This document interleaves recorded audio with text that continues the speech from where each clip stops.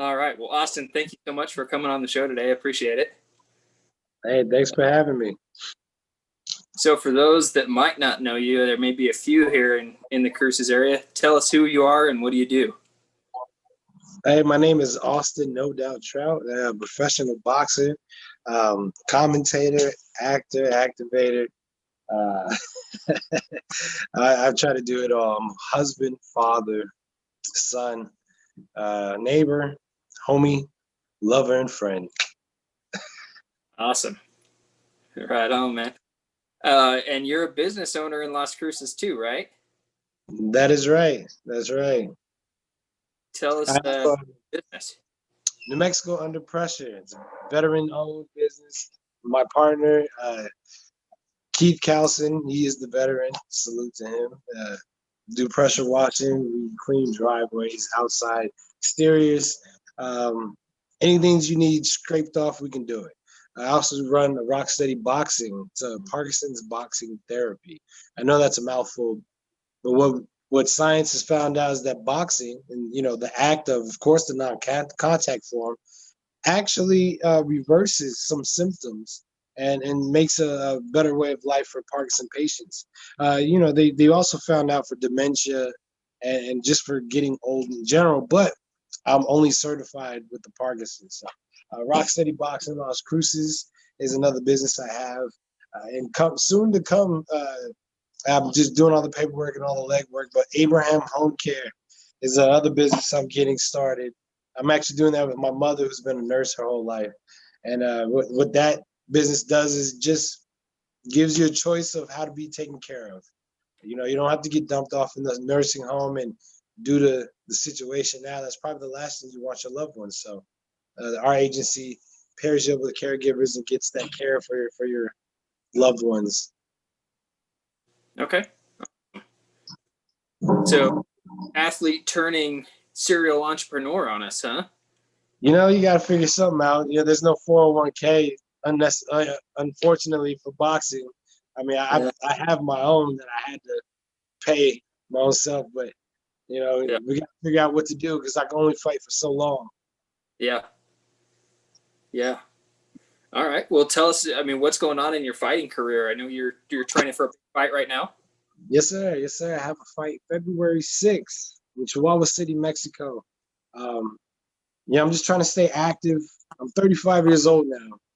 And unfortunately, in the last 5 years of my career, I've had like a year layoff, and then I'd fight like a killer.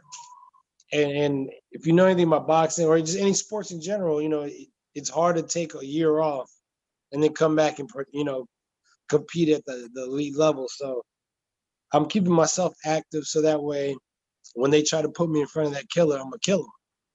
Yeah. Right on.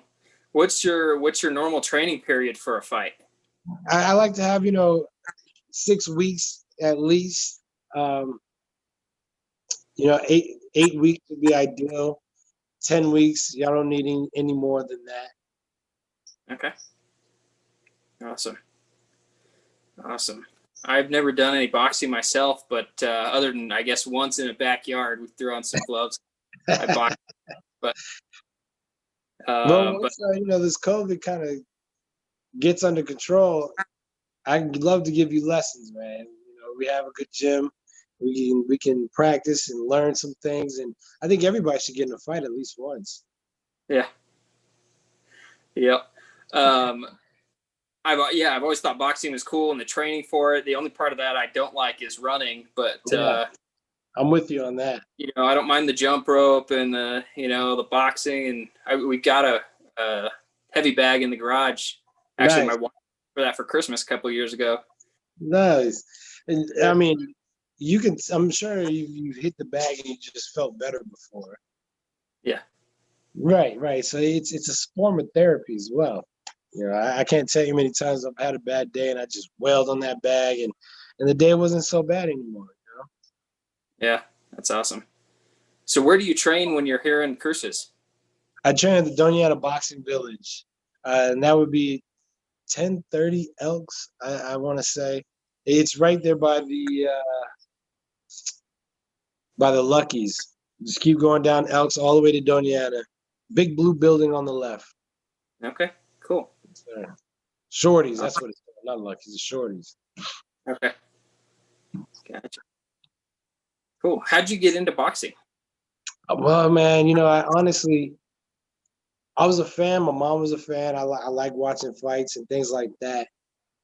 But I was real short for my age, so my passion was like basketball, like any 9, 10-year-old kid.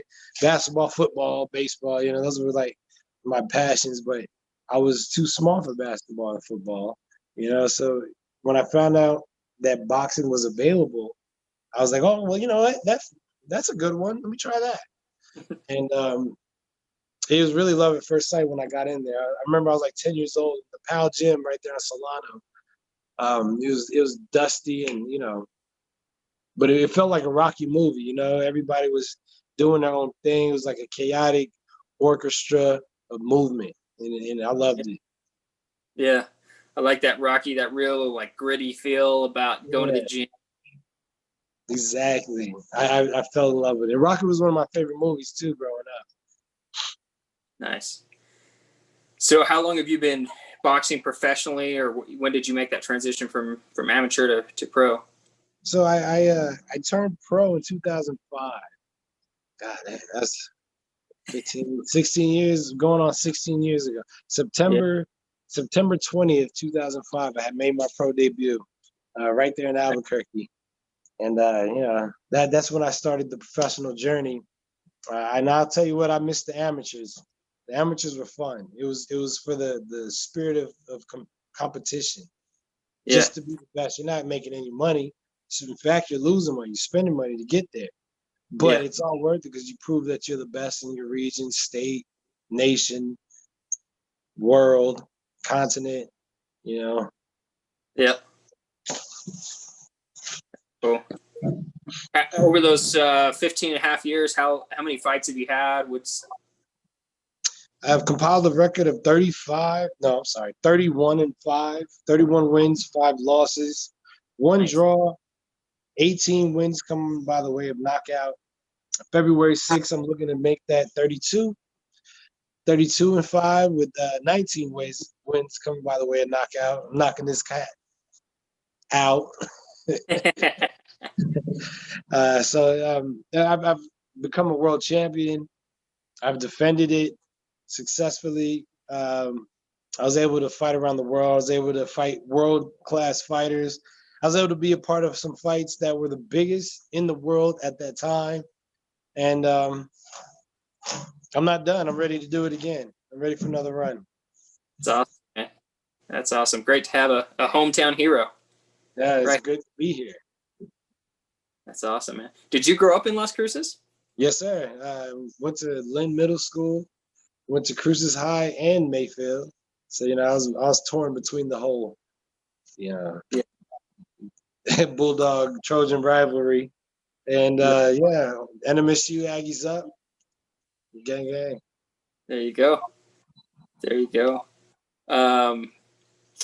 Man, so what's kept you in Las Cruces with all that travel worldwide? I'm sure there's probably big boxing centers or more bigger type draw to boxing. What's kept you here? My family, my kids were here. I wasn't able to take all my children with me, so I stayed because I'm like no child left behind. But also everywhere I was able to go, and I stay in different places for extended periods of time, long enough to get homesick. And I just figured as long as I get homesick, then that's where home is. Now there's a couple places that I know I could go to. I won't be homesick because they're like my second homes. But Las Cruces is definitely dear and near to my heart. Yeah. So how has COVID affected your boxing and what you're doing right now? Oh man, it's affected boxing tremendously. I've been out of a job for over a year because of COVID, unfortunately, and not just that. My Parkinson's boxing therapy took a major hit. We're still going. We're still running now at the Doñana Boxing Village. If anybody has any family members that is dealing and suffering with Parkinson's, send them to me. We will get them right. So that I thank God that's still going, because that is definitely a blessing in itself. But yeah, man, I have an ATM business that I didn't mention, but they're mostly in tattoo shops. So COVID really shut them down for a long extended period of time. Basically, a lot of my streams of income, which come from the gym and from tattoo shops, was taken out. Wow. Definitely was learned how to survive. Definitely learned the value, and I was grateful for having a savings and something I could fall back on. But it also taught me that I need to make sure that I'm more essential. I need to serve humanity a little bit better, not just for my sake, but for the sake of everybody around me. Yeah. Yeah, that idea of essential work. I mean, it's certainly there are things that we absolutely have to survive, but man, I mean, all work is essential, right? Yeah, to that family, all work is essential. Yeah. Yeah, to the individual family, but I mean, just to the individual, really, to me, the value of getting Yeah, out and doing something and providing value to somebody. Everybody's serving somebody in every business. facts. So, yeah. Well, tell us about this fight, and what does this mean for you and your career, and what are you going to do when you make it number 32? Well, so this fight, and I don't take anybody for granted. I'm training and gonna be at the top of my shape for anybody. But like I said, I'm gonna knock this bloke out. It's a stay busy fight. Some would call it a tune-up. Um, I don't care what you call it. I'm excited to be in the ring doing it again, and I get to travel again to go fight. It's gonna be in Chihuahua City, beautiful city, um, beautiful cathedrals to go see, beautiful landscape. So I'm looking forward to that. And what this fight will do is it'll get me back or continue to get me in the win column, which will lead up to a bigger fight with a bigger name, bigger purse, bigger stage. Awesome, awesome. Now, are you traveling to that fight international because they can't do a match here in the States? Well, they can do matches here in the States, but it's extremely difficult. It's a bit easier to do it in Mexico. Um, the way that it's working down there, they have, kind of like here, the states are in, red, orange, green type level. Well, if the states in the green or even a low orange level, they'll allow fights. If they go to red, they don't. So we're gonna go, and hopefully stays in the green orange level, in this month that we have, so Yeah, that way the fight can go through. But we're gonna take all precautions and practice social distancing, PPE, all that good stuff, because it is a pandemic going. But I gotta get to work. yep. That's awesome, man. Glad you're able to do that and find a fight. Thank you, man. I appreciate it. You mentioned a term I'm not familiar with because I don't know boxing, but you said a keep busy fight. Stay busy or tune up, a A tune tune up up. fighter, if you will. If you have a car that's parked for a while, you're supposed to drive it every once in a while just to get its timing back, so to speak. Well, Yeah, boxing almost is the same way. You're not gonna push that car to the limit, but you want to let it open up a little bit so that the timing is right. And the fighter's the same way. Tune-up fights are very necessary for a fighter to stay on top of its game. yeah. Okay, cool. Well, I know you've got your fighting career, you got your businesses and cruises. What is your vision for the future of Las Cruces in the next 5, 10, 20 years? It's hard to even look that far forward when all I'm really looking forward to is getting this COVID under control. Like, hell, even the political landscape of the country and of our state is making it hard to really look and see what that's going to happen. So I hope immediate unity, one, like we come together, because it's not so much you and I against each other, which is what it is. The pawns are fighting amongst each other. That's what it is. The pawns are fighting amongst each other while the bishops and the kings are sitting back, watching, laughing, getting rich off of it. So Yeah, I hope us pawns can figure that out and cut that shit out. Excuse my language. So that way we come together, beat this disease that whether you believe it's planned or not, it's here. And I want to get past that and whatever that means. And no, I'm not saying I'm a big advocate for a vaccine, but whatever it is, it needs to happen so we could go forward with our, not, I don't even want to call it a normal life, but just our life. You know what I Yeah. mean? The basic life that we've known to love and need. So that's kind of I'm looking at, and it's hard for me to see what 5 or 10 years is going to look like, because we got to see how we handle this stuff that's happening now. That's going to determine what the next 10 years looks like. Yeah, for real. For real. Well, let me ask you, I'm hoping being a native, you got a good answer to this one. What's one piece of random trivia that you know about Las Cruces that you think most people don't know? Oh, that we got like 2 wonders of the world in our state: Carlsbad Caverns and the White Sands. Yeah. And then we also we have every climate except for the beach and the jungle. All within the state? Yeah. We got we got the mountain, we got the desert, we got the forest. Terrain. I think it's terrain. I'm saying, but we don't have beach and we don't have jungle. Well, we got the sand. We're just missing the water. Exactly. Exactly. But I mean, we even got the snow. A lot of people don't understand that snowboarding is big in New Mexico. You got some of the best, mountain ranges with Taos and Santa Fe. Ruidoso is really good too, though, I think. Yeah. Right on, man. Well, hey, what's the best piece of advice that you've ever received?